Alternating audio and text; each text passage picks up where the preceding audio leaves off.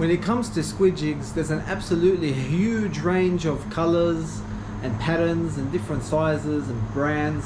So for someone that's just trying to get into it, it can be really overwhelming.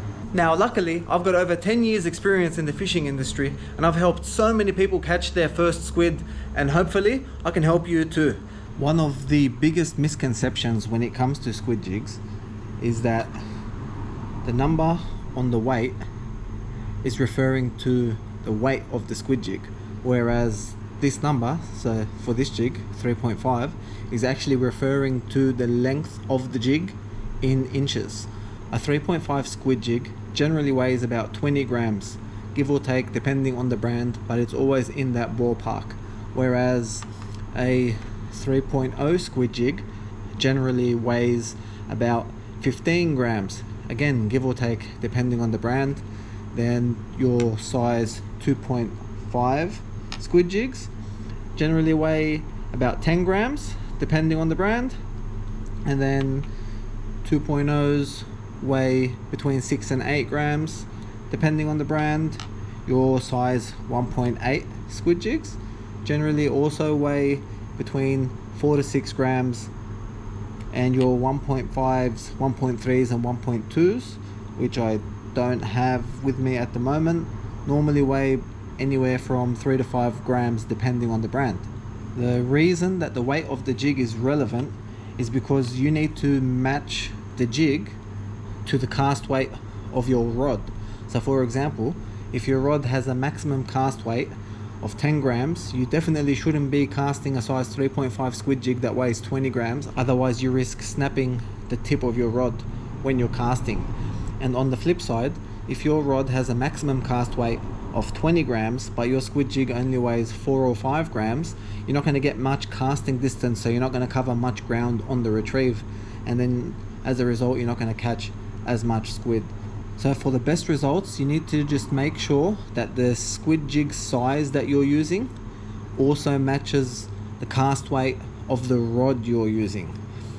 Now when it comes to size selection, the main thing that should determine what size you use is the species of squid that you're targeting. So if you're targeting arrow squid, you generally want to use a size 1.5, 1.8, 2.0 or a size 2.2.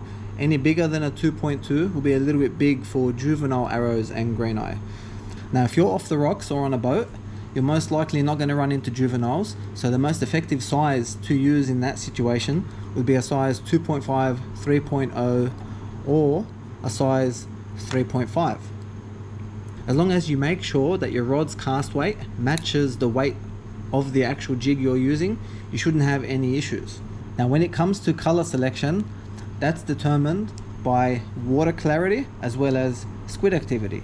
If the water is murky, you would want to use your brighter colors like oranges, reds, greens, pinks. All your bright colors will be more effective in murky water.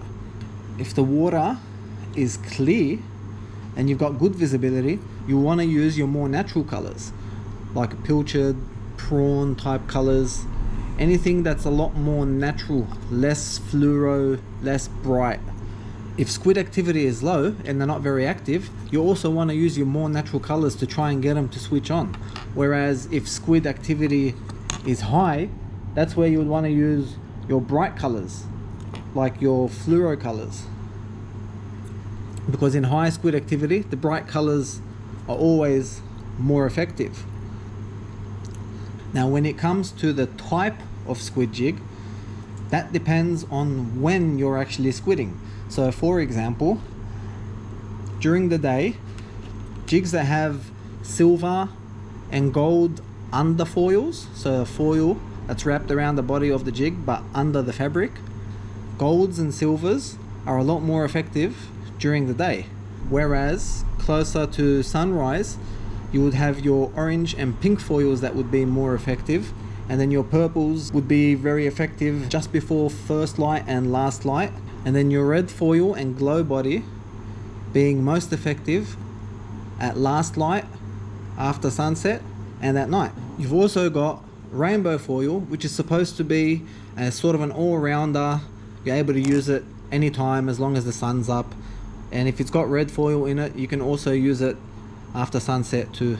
In addition to foil color, there are different body types when it comes to the squid jigs. So squid are able to see UV colors, whereas the human eye cannot see UV colors without a blue light.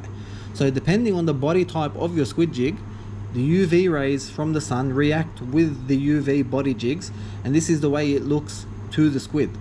When it comes to the sink rate of squid jigs, you've got your size 1.5 and 1.8 that sink at 6 to 8 seconds per meter.